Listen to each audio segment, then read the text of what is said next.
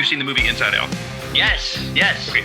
That is neuroplasticity at its finest. We have these core memories, but then when one of the core memories starts to get altered, then literally she begins to feel something different.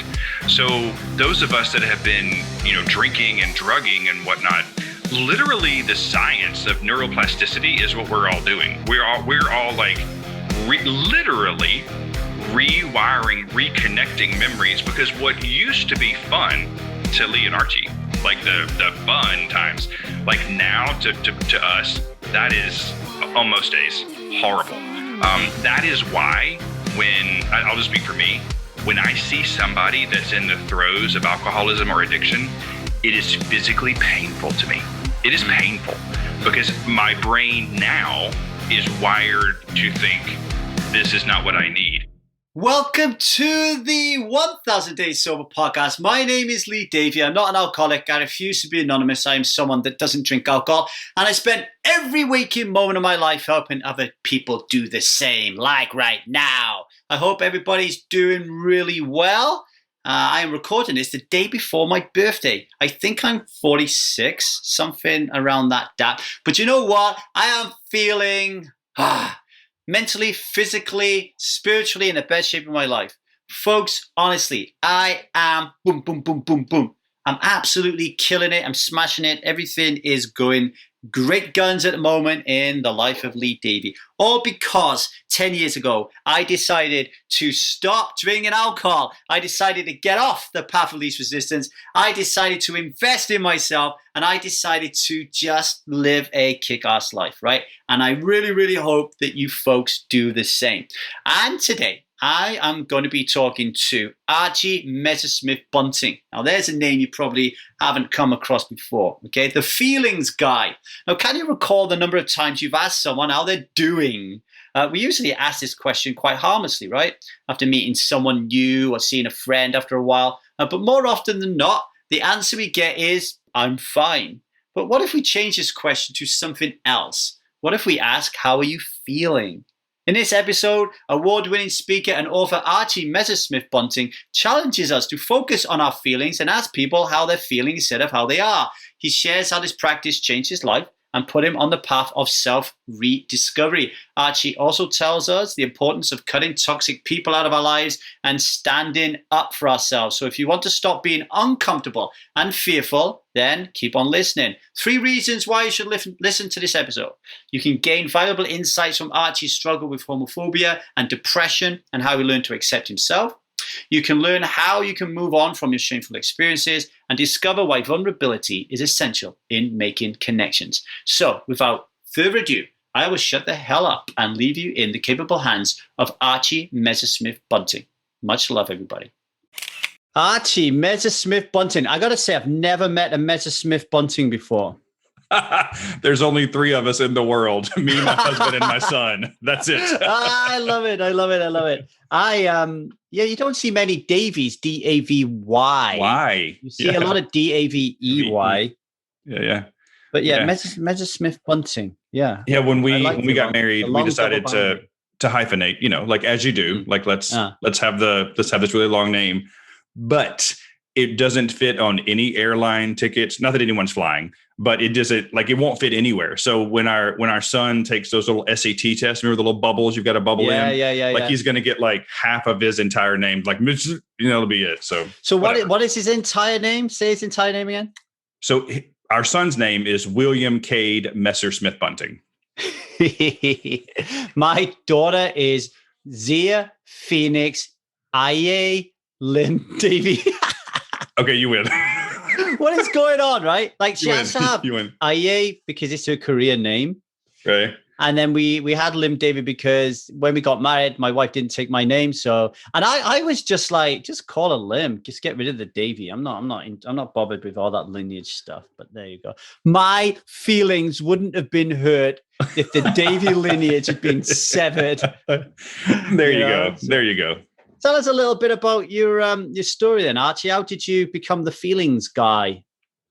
Yeah, so the feelings guy is actually later in life, and it was an accident. It really started as a joke. I think is a lot of times really great things kind of started as, hey, what do you think about this?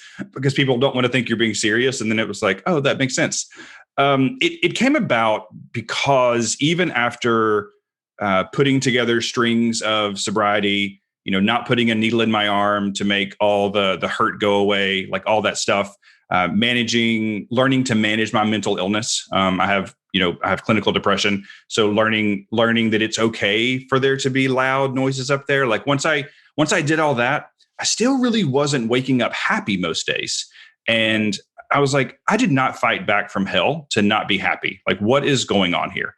And I went through this like period of self-rediscovery. And I really realized that for me, I had been ignoring all these feelings I had. And also when I started focusing on my feelings and then giving a rip about your feelings, things began to change. So I started, I have this mantra and this challenge in life that I want people to stop saying, how are you today? Because that literally means nothing. It means nothing. And instead say, how are you feeling? Because when I ask you, hey, Lee, how are you feeling? I've given you permission to actually share of yourself, and things change. And so it became like a joke. And I was like, oh, let me see if the feelings guy is taken. And it was not. And so now it is. It's interesting you say that. I'm in a coaching container at the moment called The Leap, and I have an accountability buddy. Her name is Claudia. And we got on a call yesterday, actually. She's from Australia. And I said, how was your Christmas, Claudia? And she said, let me think about that question a minute. And I said, no, don't think about it, because I honestly don't give a fuck. She said, well, what did you ask me for then? I said, well, that's what we do, right? We do. We just say things like, hey, Claudia, how was Christmas? How was your Easter? How was New Year? I don't care. And she said, well, how could we rephrase that question? And I think what we come up with was, how was Christmas different this year than it was last year? There you go. Hey, well, let me ask you that question. How was Christmas different this year than it was last year, Archie? Well, it involved a Zoom, which is not what I planned for Christmas. But it also, Cade is 2.5. So he's old enough that he understands that, like, wait, where did these toys come from? And so there were squeals. And last year he just kind of stared at them. Like I had everything, Santa came, we laid all the stuff out. He just like looked at it and I was like, and this year he like, it was so exciting to watch Christmas through the eyes of a child. So that's what was different. 4. Z is 4. 4 is the time. I said to Liza, my wife, we've got two years, I think, until she's up at 4 o'clock in the morning. But 4 is the age where they really start loving it. Clinical depression. Can you explain that to me? Yeah. So I mean, it feels. Sure. I mean, it's a non-clinical term. Like it's major depressive disorder is what I've been diagnosed with. But clinical depression is what people, when you say major depressive disorder, they're like, what does that mean? So it just means that my brain chemistry is a little rewired. Now I don't know how much of that I was born with and how much of it I did to it, to be really honest. Like I kind of feel like putting drugs in your body, especially the kind that I did, like, how when you're putting a VCR together and, no one knows what VCRs are. I do. I'm 45. I don't know what VCRs are. There we go. For the young people out there, think your DVR player or whatever. So you're putting VCRs together back in the day, and you've got to get the right plug to go in the audio and the right plug to go in the video. And if it's not like that way, it will not work. And you can spend hours. I mean, remember spending hours like with TVs? Well, I kind of feel like that what I did was I just pulled all the wires out, and then we just kind of shoved them all back in. And some went right in the right place and some didn't. That's kind of what I feel like my brain feels like. So, I mean, I take medicine today. I choose to take medicine. That's something Archie does, to try to regulate things up there. But I mean, I've lived with this long enough to know that when the cloud comes, that's what it feels like. If you've ever seen the Charlie Brown characters, Pigpen, the guy with the dust, that's what it feels like to me. And I can't make it go away. And so, I'm often quoted as saying, you can't help feeling how you feel. And I believe that. I believe that like feelings are going to come. But what I am in control of is what I do with that. Am I going to sit in it and just like live in this muck? Or am I going to own the fact that like, okay, it's back. It's one of these days. Let me see what I can get accomplished. But that's taken years of like practice to get on that balance beam and be able to walk it. How did the drug taking and the addiction fit into the depression? Well, I don't guess I'll ever know which one came first, the chicken or the egg. I mean, for me, I grew up in the deep South in the, late 70s, early 80s. It was definitely not okay to be gay. It was definitely not okay to not want to play football. So I grew up in the church. So I grew up, learning and being told that I was going to go to hell. That is very traumatizing for a child and a teenager. And so I left with all this like internalized homophobia that for me, when I started doing drugs and alcohol, it made all that go away. Now, I can't remember if the voices got louder or if the voices were always there. But when I was using, the committee was definitely really loud. But then I also, if I got high enough, it would stop. So, I began to like try to self-medicate myself, which doesn't really work. But I mean, I sure tried. I gave it the good heave ho. But for me, and let me just say, one of the things when I kind of accidentally came upon you, and I love what you're doing, because I believe that everyone has to find their own path, and there's a path for everyone. And, for some people, going to a church basement every night for the rest of their life is what works for them. That is not personally what's working for me. But so I'm glad that there are other ways that people can find a path to healing and recovery. But for me, when I was trying to get sober, all we wanted to focus on was stop doing the drugs. Well, I was never going to get sober until we started talking about my brain. Like it was like, I can not put drugs in my body. I'm still mental, like literally mental. So, there's a saying like put everything else on the shelf. Well, that approach didn't work for me. And for some people, I'm sure it did, but it didn't work for me. So they kind of yin and yang for me. Yeah. For people listening, I'm often quoted as saying, when you come to us and you want to do the strike method for addictions, now normally it's people want to quit alcohol, and we're not really going to focus on the alcohol. The alcohol is just what it is. We want to just have a really good look at your life, what you want to achieve, and why you can't even think about what you want to achieve, and just trying to just help people to feel normal about being different. And that everybody is different, What was it like growing up in the deep South, talking about feelings now, and in the church, feeling? I imagine at some stage in your growth, you start to think that you're different to everybody else when it comes to your sexual orientation. Mm-hmm. How does that even happen? What's going through your head, and how do you fit into that triumvirate of terror? Yeah. Oh, that's Trump. I'm going to use that. That is good. Yeah, it's really confusing. And I think it's confusing because I'm going to use religion and not the church on purpose, because religion puts forth this, you're all welcome here. Come as you are. That is, can I say a bad word? I don't know if I can say bad. You say anything you want. Okay. That's complete bullshit. I mean, what it really is come as you are if you look and act and believe exactly as we do. That's what it really means. But I didn't know that. I mean, it was come as you are. So I was like, well, then I fit in. Well, really, I don't fit in. I was saying something the other day. I feel like that I had to spend time after I finally, got the drugs and alcohol gone, looking back and going, wait, did that really happen? Did that memory actually happen? Or did I create that memory to be able to deal with what I was going through?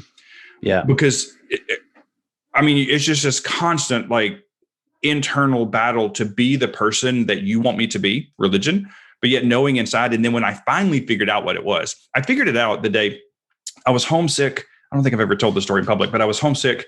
Oprah was doing a special about, she was on location in the South, which is where I grew up. And a young person had contracted HIV through a blood transfusion. And so this was really when the conversation of HIV was kind of becoming not just a gay disease, which is, what it had been, labeled in the media. And so there were two sides of the audience literally like going at it. And I remember this man in the audience, like red face, screaming about, the fags did this and blah, blah, blah, blah, blah. And, Oprah's trying to we're on national television here. And so he was like the homosexuals. And I remembered my brain was like remembering knowing what that was and going, oh shit, that's me. Now I'm never going to fit in. And so, as you do in the South, you just take all those feelings and you put them in a nice little box and you just stuff it way down. And then those feelings, what you're not taught is they just like stack up over time. But that's what it was like trying to be in the South and be of my friends and, what I believed, but yet you're going to go to hell. So that's this like constant struggle. Yeah. I mean, that is, I can't think of anywhere worse to grow up. I've been living in America now on and off for a couple of years. I'm half Chinese.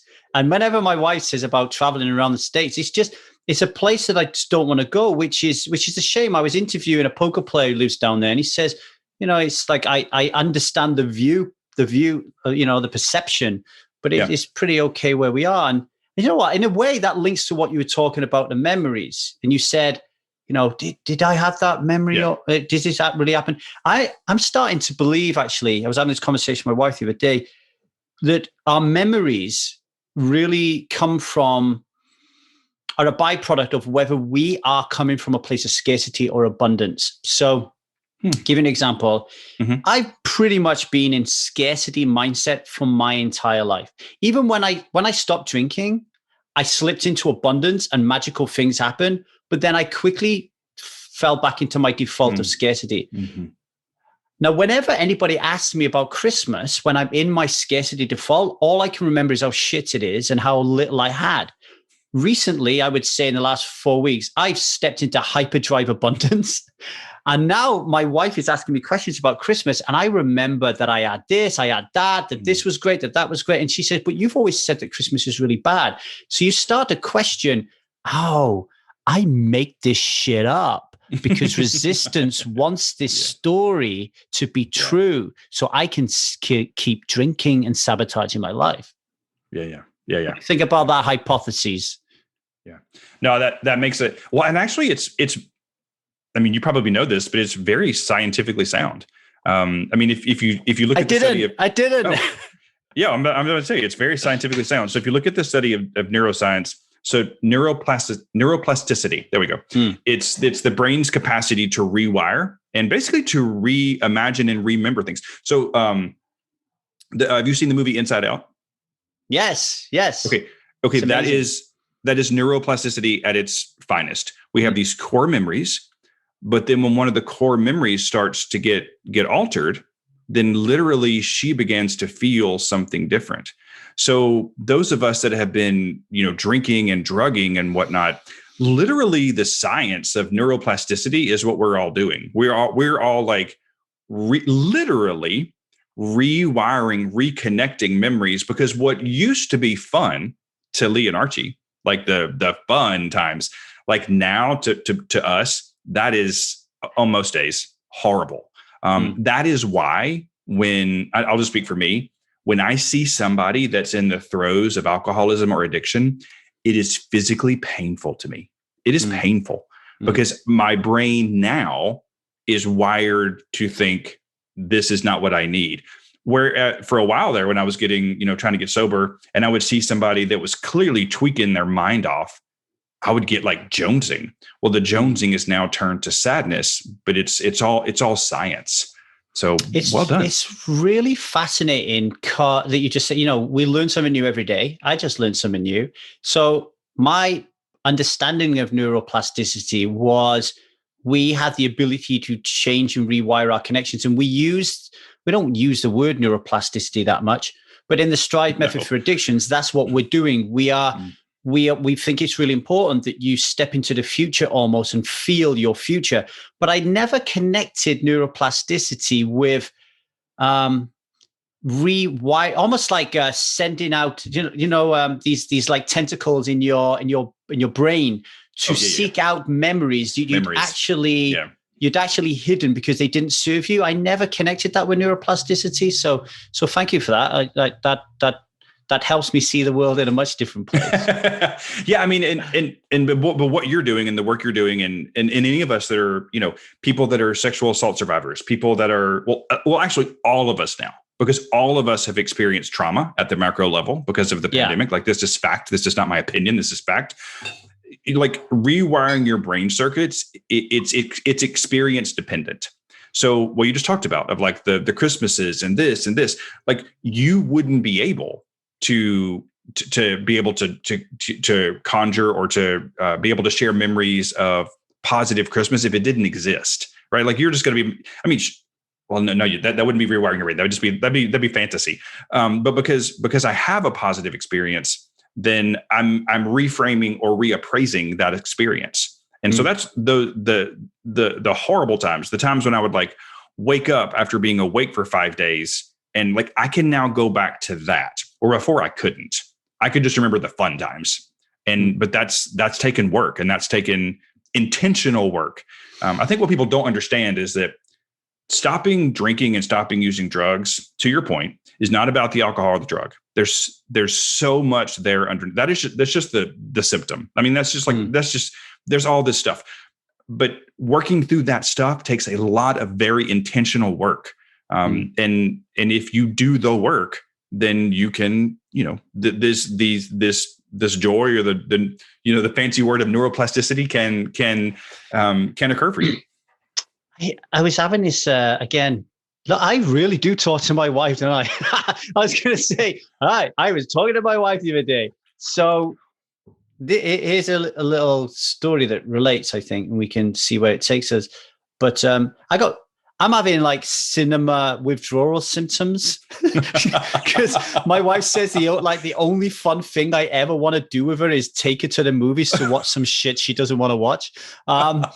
So when Wonder Woman 2, they said it was going to come out on HBO Max, I'm like, I'm nailing that shit. I'm taking out a $14.99 subscription, right? So me and Liza started watching Wonder Woman 2, and it's the first movie that I've got to an hour of it, and I'm like, I can't watch this. It's so shit. It's unbelievably shit. But is it really that bad? It's so bad, right? It's so bad, so cheesy, so pathetic. But the reason that I wanted to watch it, and my point to my story, if anybody's seen the trailer, you'll hear it. In the trailer, it goes. Now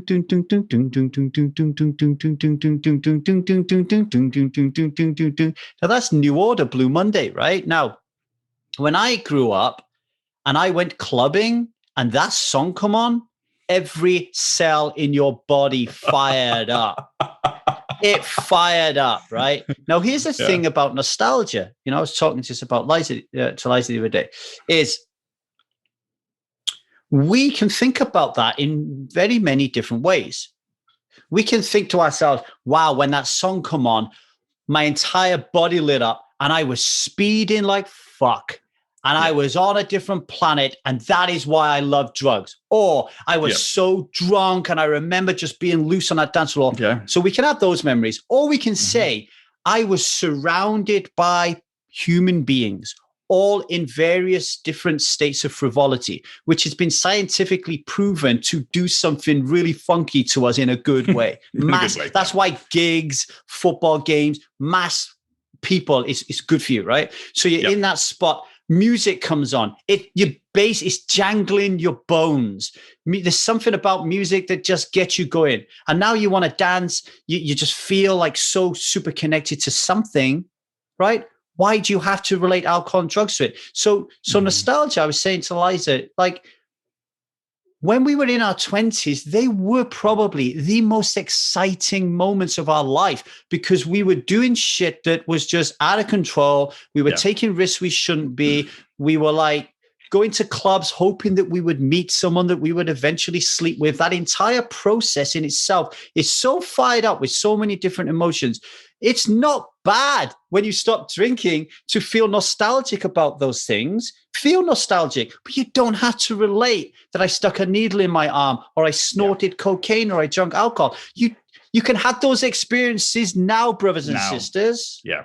Right? But you've stopped doing them. And the reason you've stopped doing them is because when you go to the edge of the dance floor, fear overtakes you and you bottle in your feelings. So, Archie, I'm going to put you in a spot with those people who think they've got wooden legs and they can't enjoy themselves anymore, or they can't get intimate or sexy without drinking.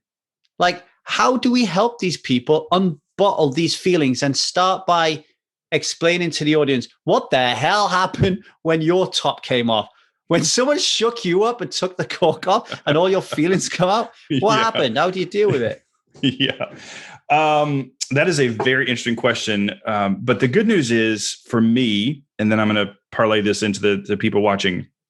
So we're not going to talk about why, because that's takes us down a different path, but for better or for worse, I went to a private Southern Baptist university.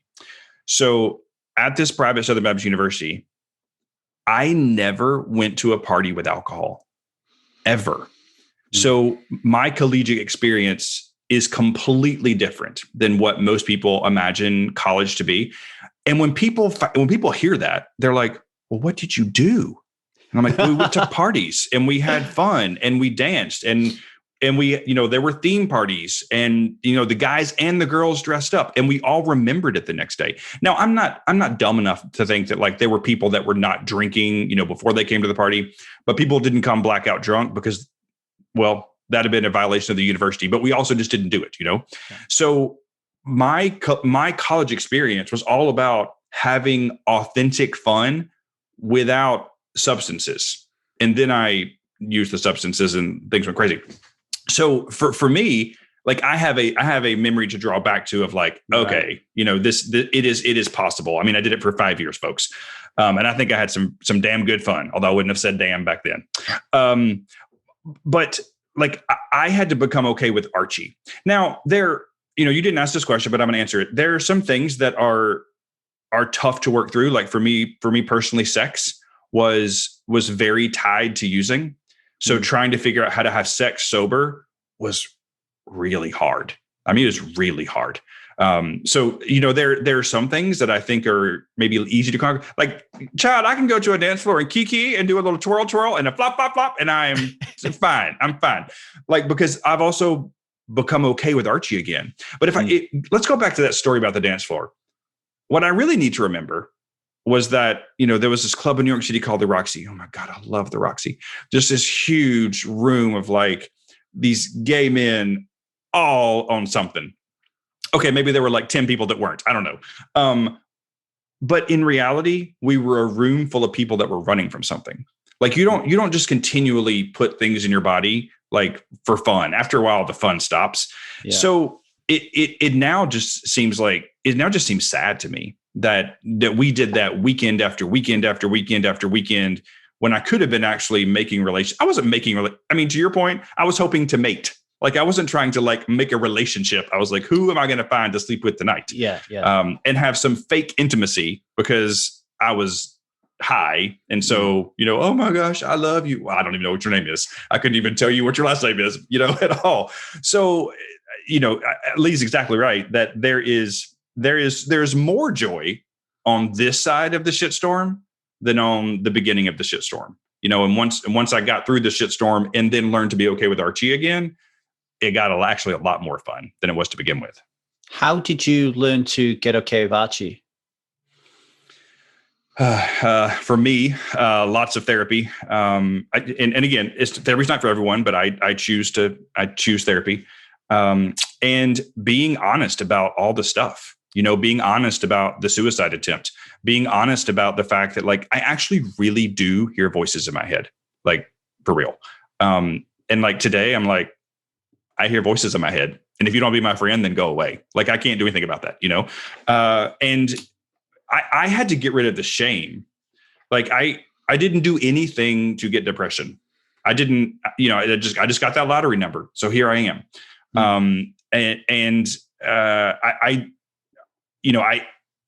I made the choice. As my addiction progressed, I couldn't lower my standards fast enough to hang out with the people I was hanging out with, because by the time, in my opinion, by the time you get to like IV drug use, this is not like the cream of the crop. You know what I'm saying? Like, let's just be clear right now. So, I couldn't lower my standards fast enough to be around all the humans I was around. And I just had to finally own all that, and all the shameful things that I did. They're just things. And so we're going to remove the shame from it. We're going to look at it for what it actually was. I was like fucked out of my mind. And so I made these choices. That's just a fact. Let's take the shame away and let's move on. Let's do it right now, Archie. I'm putting you right on the spot. Okay. It's like, what is happening? So, what I see in my world is at the heart of not wanting to get on the dance floor really is shame. Your feet are rooted in some shame, right? And it's linked to, I don't want to fit in, right? So I'm going to tell you something I'm ashamed of. Actually, I'm not ashamed of it anymore, but I was ashamed of it the other day. But once I said it, and here's the thing, if you're listening, folks, how do you kill your shame? You talk about it, right? Yeah. So I'm going to share this one. So until a couple of days ago, I was ashamed to ask my wife to have sex with me because I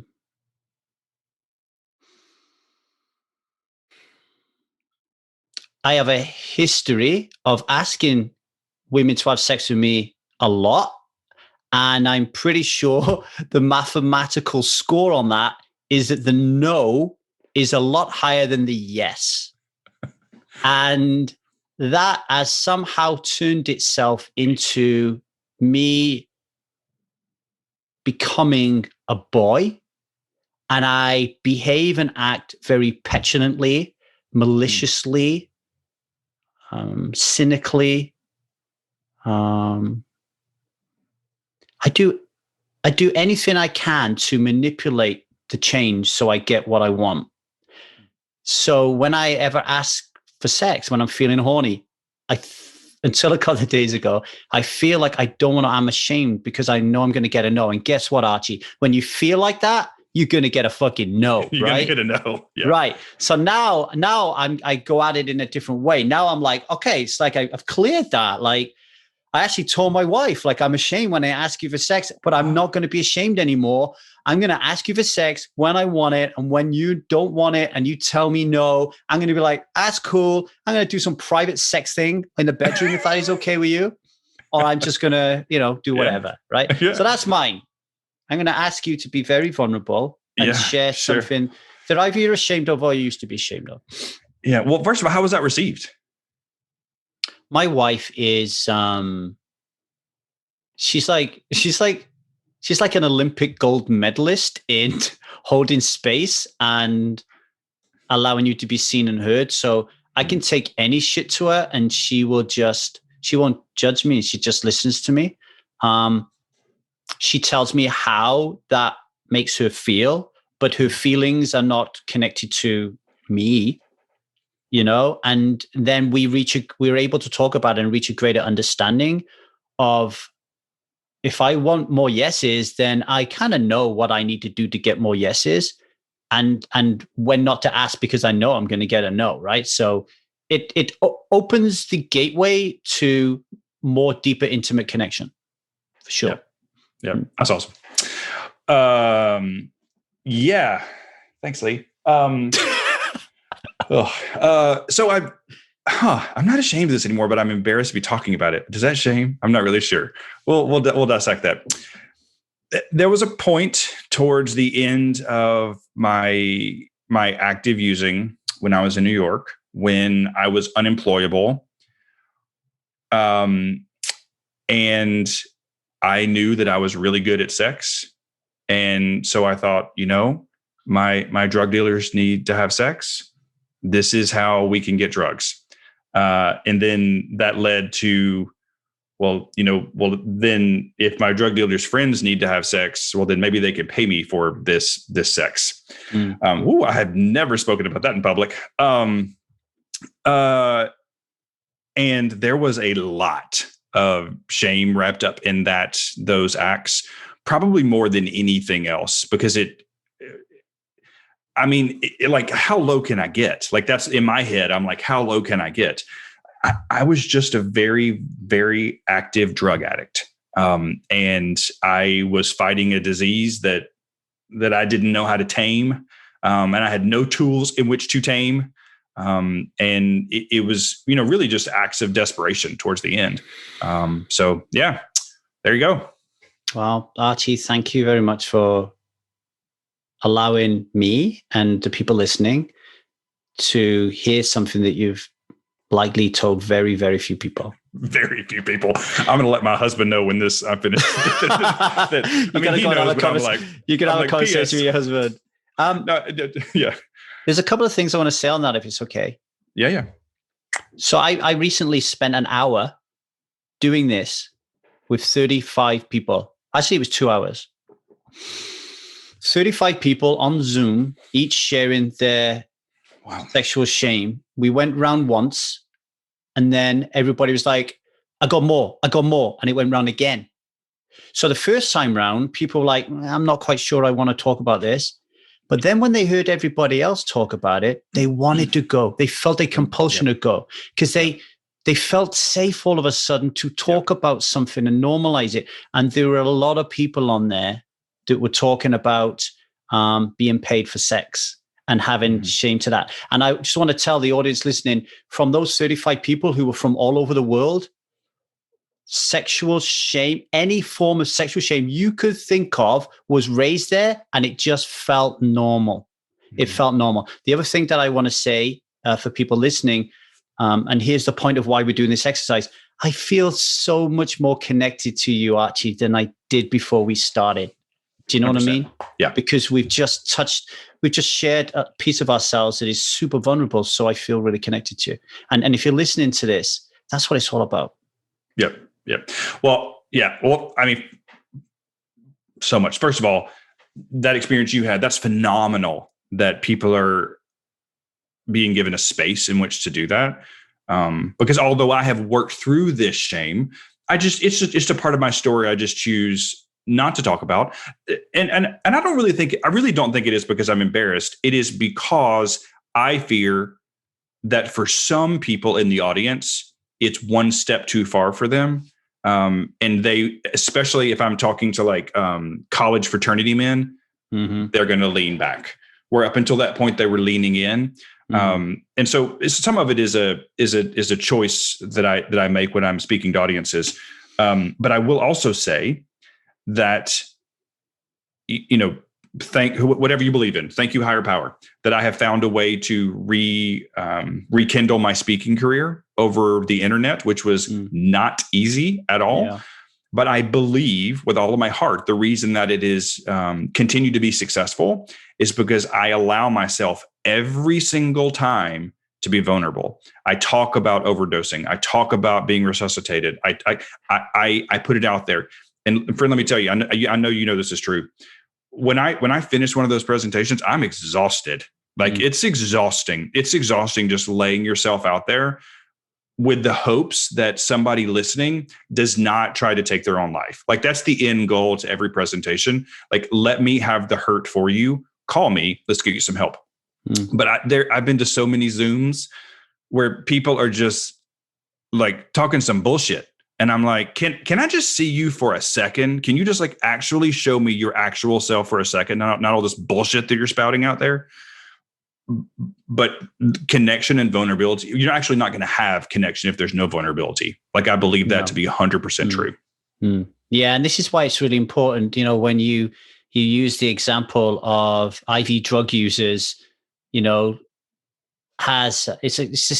classic, like who you hang around with, that your growth is going to be related and tethered to who you hang around with.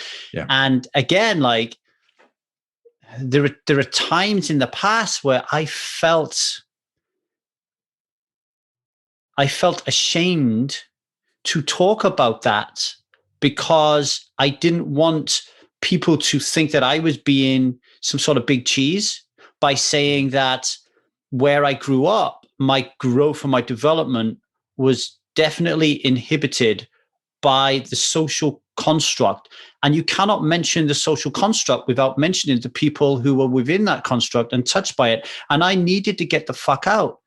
Yeah. But to talk about that, like I call it small mind mentality or provincialism, to talk about that is very vulnerable. People, and this is the thing that I want people to listen to, is very often when you think somebody is being condescending and being a smart ass, if you know much about this person, you can sense that they are a conscious individual at heart, which I think that I am. Please acknowledge that it's a real vulnerable thing to talk about some of these things. It's not self-centered or narcissistic or egoic or coming from a wounded place all of the time. Sometimes it is, but a lot of the times it takes great vulnerability to say, hey, when I grew up and when I was drinking and my other mates were drinking, they were toxic people for me, even though I loved them. That takes vulnerability to say that. Yeah. And but that point is so important right now. I mean, people are soon going to be faced with the decision whether they want to re-engage with people physically. Here's the tea. A lot of LGBTQ people, we are real used to like making up excuses to not go home for the holidays because we don't want to have to answer for the 100th time why we're not married to a woman or why we dress, or like any prospects on that. Well, not that I can talk about with you. So we're real used to that. Well, now kind of the rest of the world got used to like, this is what it feels like. Not if, let me pause. I believe in the science. I believe in Dr. Fauci. My ass stayed at home. Okay. But for people that stayed at home, like they got to experience what that was like. Well, now humans are being forced with a decision. Am I going to re-engage with these people? And they now know that they are toxic because now that they have not been around them, they're like, wow, life is really better without this person. And so they're being forced first with this choice. They're my family. So I got it. No. No one else gets to be the person that pulls your strings all the time. If they are, then you literally are walking in the house and saying, here's my strings, pull them. Like we do have control over that. And I'm very blessed that my parents, love Bill and they love Cade. Like I'm very blessed. There's a lot of people in the LGBT community that is not the case for them. And so I'm not saying that flippantly at all, but I am encouraging you that you do have a choice. We do have a choice in who we get to stay connected to. And just like Lee said, just because we love them does not mean they get to be an active participant in my life. That's not what that means. That's super powerful. It's like the pandemic has lowered the bar on vulnerability. It actually allows us to be more vulnerable because more people around. When we're spewing out the bullshit lines, how you doing, as opposed to how are you feeling, people are actually saying I'm doing shit. because they are. So it allows more. People are feeling like they're able to.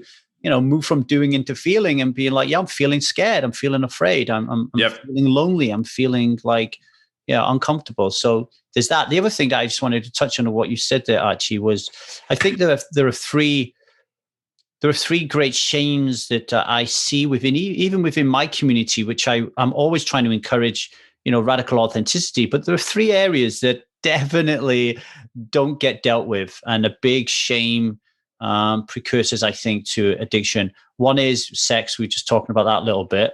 The other one is family, and the other one is money. And the group that I'm in, we've done the sex thing. We've also done the parenting thing. We haven't done the money thing because we're all coaches and entrepreneurs, so it's kind of there anyway for us. But with the parenting thing, I'm kind of at peace that love for me is how people show up in my life, not whether we share the same blood. So there's an aspect of me getting on the phone to my mum. Here you are. Let me put this a different way. Every time I go to bed with my daughter, who never wants to go to bed with me, she always says, I miss my mum. And I always say to her, wow, I bet you do, because she's pretty awesome, right? And she always says, who do you miss? And I always say, I miss my son, because I have a 19-year-old son in the UK, and I haven't seen him for a year because of the pandemic. And she says, yeah, I say, I miss Jude. She says, do you miss your mom? And she's 4. And I'm like, oh, no, I don't miss my mom. And she's like, why don't you miss your mom? I'm like, well, I don't have the same relationship that you do with your mom. And it isn't my mom's fault. Have you seen the Ripper documentary on Netflix? Mm-mm. Have you ever heard of the Yorkshire Ripper, Peter Sutcliffe? That's scary. I don't do scary, but so you don't do scary. Okay, he's like one of the most notorious serial killers. He killed 13 women, a lot of them prostitutes. And he started killing when I was born in 75, and he got caught in 81 when I was 6. And I have a memory of my mum and fear and women in that time. And I watching this documentary, and I was like, holy shit, we grew up in a shit hole. We had nothing. Everybody fucking struggled. Okay. So that allows me to have empathy with my mom and my dad, but it doesn't slip into love. There's I think it's almost like there's an action. I can have empathy by watching, but I need action for love. I don't know if you wanted to comment on that at all. Wow, that's deep. Yeah. And I think it's also important to own and be okay with that there are different forms and levels of love.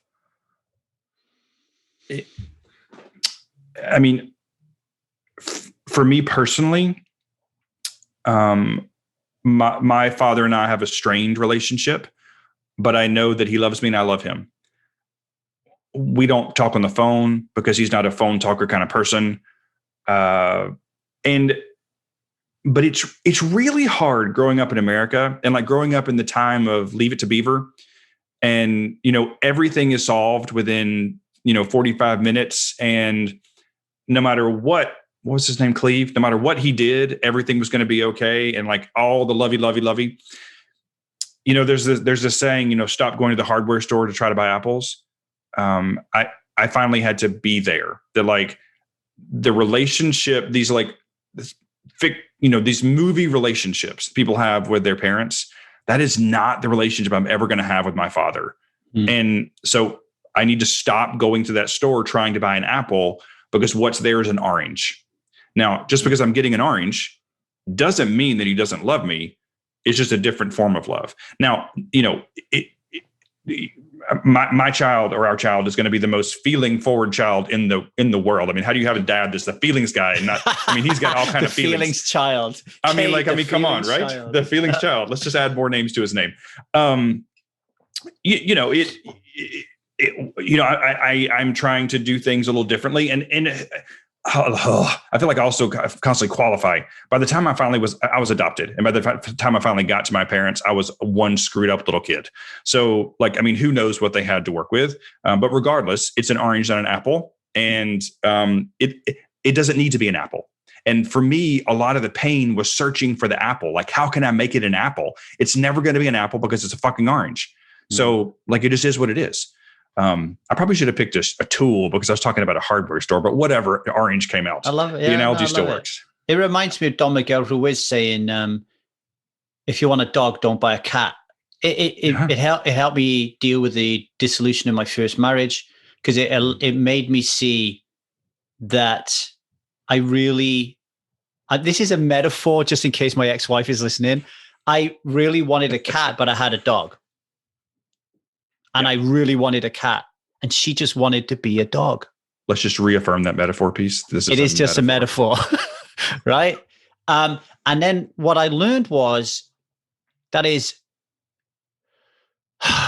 so disrespectful on so many levels to really, really want a cat and to keep this dog in your home, in the patriarchal mentality that I grew up in, that I own you.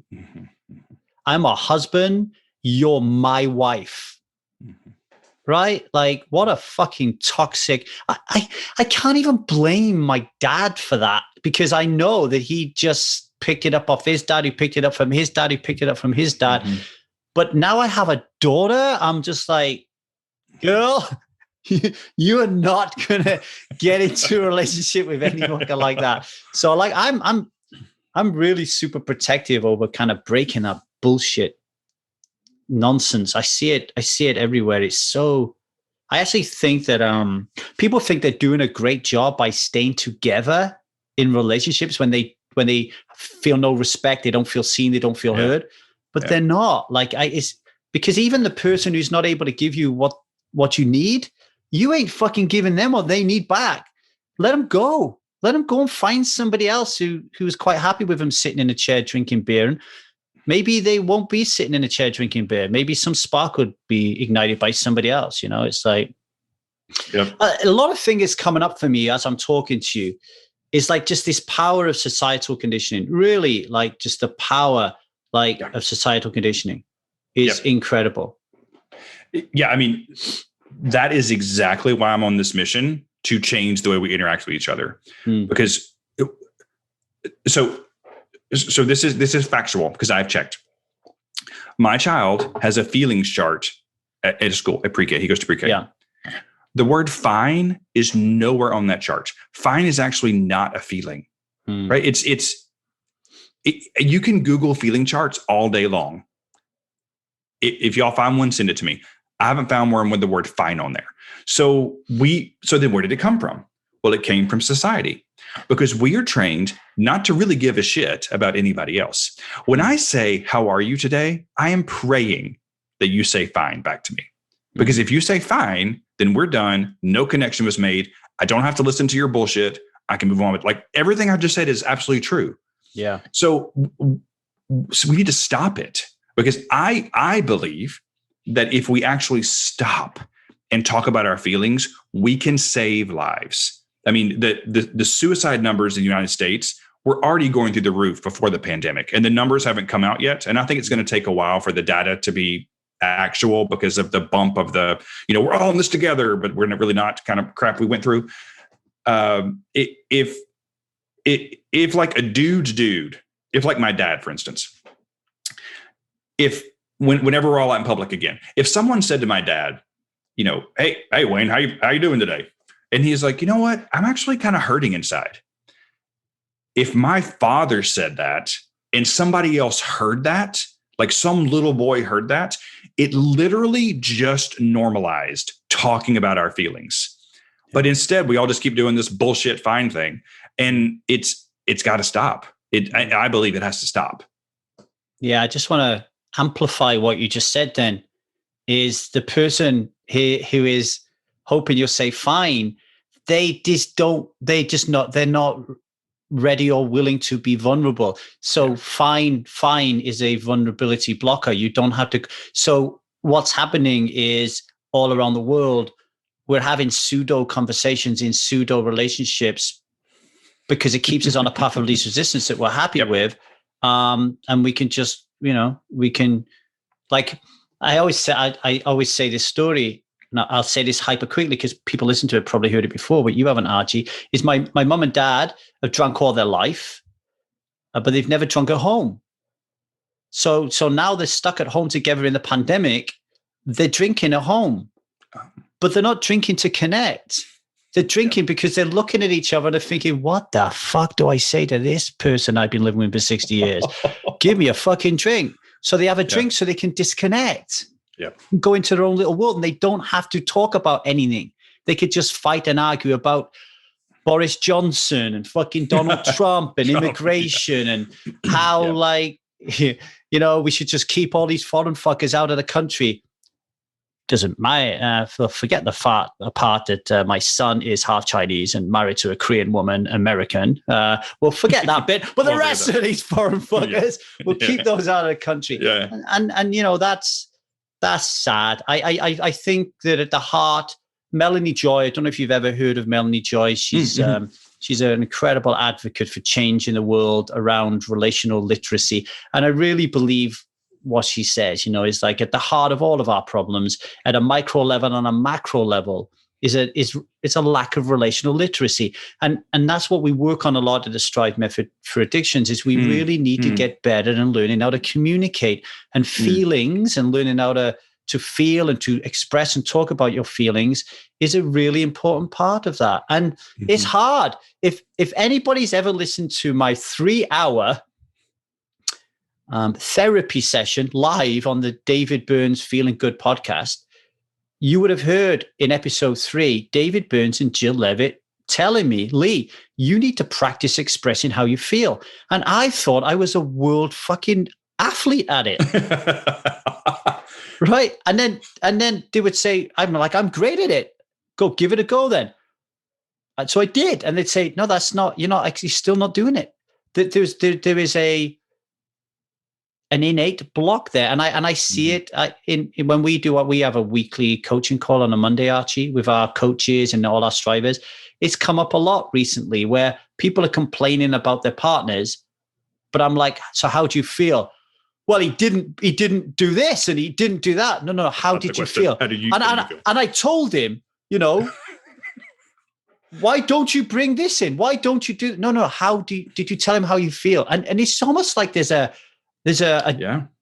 like, I don't know, like a biological block. Yep. Well, I mean, so once again, you have led right into the science because there's so much science behind that. So I want to underscore what you said about it is a vulnerability blocker. And that is like nail head, bang it. And I also want people to understand that I actually am like when I call the people, when I call the credit card company or whoever, like, hello, sir, can I have the last 4 digits of your social? I'm like, well, actually, let's start with how you're feeling today. And they're like, I'm sorry, what? I'm like, how are you feeling? They're like, because it throws them for a second. And I love it because it lets that person know that I give a shit about them. So I do it all the time. Well, I try to do it all the time. But like at Target sometimes, sure, if one of the Target people says, hello, sir, how are you doing today? I might say fine. Okay, I'm going to be honest. That's like situational conversation. That okay. This happens. The problem though is that we have no practice then having the real conversation at home. So if I were a human that lived in that situational interaction, like that, fine, I'm fine. So then Bill does something, my husband does something to royally piss me off. I don't know, like he doesn't take the trash out or he doesn't put the dishes in the dishwasher, like, those sorts of things. And if I have no practice, then Bill says, hey, honey, are you okay? Because you seem a little distant. No, I'm fine. Yeah. Instead of saying, yes, how many times do I have to tell you the dirty dishes go in the dishwasher? Can we, because I'm feeling that you're just expecting me to do it. That's how I'm feeling. And then he'll be like, well, no, I was going to do it later. So but expectations, I have that expectation. So I begin to have resentment. So there really is some science to this practicing, because when we do want to actually build intimacy with someone, we got no practice taking the walls down. We just say, I'm fine. That is a massively important point for people listening, folks, like real gold dust. How many of you listening right now are avid listeners to podcasts and readers of books? And light bulbs go off. You're like, oh, right, I need to do this. Oh, right, I need to behave like that. Oh, right, I need to put this in place. But how many of you actually practice and implement? Yes. Yeah. Listen, I think an episode just before Archie's comes out, it's called Implementation. It's just a monologue. And it's me saying, we need to implement shit. So a good example aligned to what Archie says there is very often we will try not to drink. And then we'll get triggered. So we will use our toolkit to try not to drink, but it's not sufficient enough. And we'll say it doesn't work. Well, okay, here's the thing. Today, right? Today, everybody listening today, you will experience a heightening of your emotions and your feelings to a decibel that you are uncomfortable with, but you won't want to drink alcohol. That, my friend, is the time when you use your trigger toolkit because you are practicing. Oh my God, I just got really fucking angry at the kids. It's 10 o'clock in the morning. I'm never going to drink at 10 o'clock in the morning, but I'm so fucking angry. Okay, use your trigger toolkit. Yeah. Do your breathing, have your meditation, go for it. So when you do want to drink and you've got a fucking 9 out of 10 trigger, it's just boom, boom, boom. I know how to do it. And it's the same what Archie's saying. If you practice asking people, how are you feeling, not how are you doing, and having those conversations with complete strangers, boom. When it matters, you're going to have it there in the bag. Implementation practice, really important. Archie? Yeah, the dog's just barked, so I tried to mute it. It's okay. Your dog is in tune with me from a different level. He's saying it's time to go. Because I was stressing. I was like, oh my gosh, the dogs are barking. Oh my gosh. I always know when it's time to leave a podcast episode because I'm always dying for a pee. But Archie, I just wanted to say thank you for coming on the show. Really appreciate it. I really appreciate the vulnerability you've shown and practicing that art and being an inspiration for people to show that when you do that, it is uncomfortable, it is a little fearful, but we can do it and we don't fall apart and die at the end of it. So thank you for that. If you want to learn more about Archie's work, you want to figure out what he's doing with his Zoom speeches, because he's obviously not going to be about as much these days, or you want to work with him personally, go to www.1000dayssober.com, the podcast page, find Archie's little segment, and you'll be able to check him out. Anything else you want to say before I let you go, Archie? No, it's been an honor. And I to talk to you. And, it's funny. I feel like the connection to you, whatever this is 45 minutes later than it was 45 minutes ago is completely different. And I hope that we get to connect again. Yeah, definitely. And that's what it's all about, isn't it? We're feeling something, man. That's right. All right. Thank you, Archie.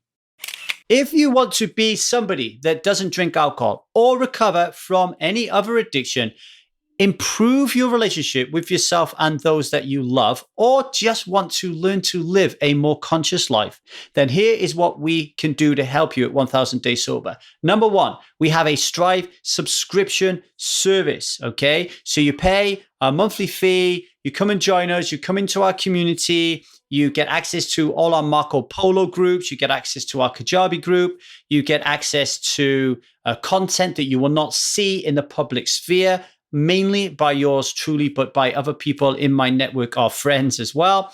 What else do you get? You get access to a weekly coaching call with myself. So you can get coaching, a one-on-one coaching with me on that weekly coaching call. And you get money off various different workshops and invites to lots of other free stuff. So that's our subscription service. You could do group coaching programs, okay? Right now we have 2 group coaching programs, both called the Strive Method. The first one is addictions, okay? And they last for 6 months. The relationship course also lasts for 6 months. We've got Strive Method for addictions, Strive Method for relationships. There are workshops, okay? Or you can work with me personally one-on-one, okay? You can work with me personally one-on-one. And if you want to get involved in any of that, then just head to www.1000dayssober.com and you will find everything that's going on there, okay? We have pages there on the website which will direct you in the right place and how to get hold of me, including a workshop space there as well. We're always running workshops, so you can sign up for those as well. Last but not least, if you do love this show and it has changed your life and you want to change the life of somebody else, tell somebody about it and rate and review it in your podcast provider. I would really appreciate that. If you want to just reach out to me, ask me a question, just email me, 1kdaysober.com at gmail.com. Much love, everybody. Bye.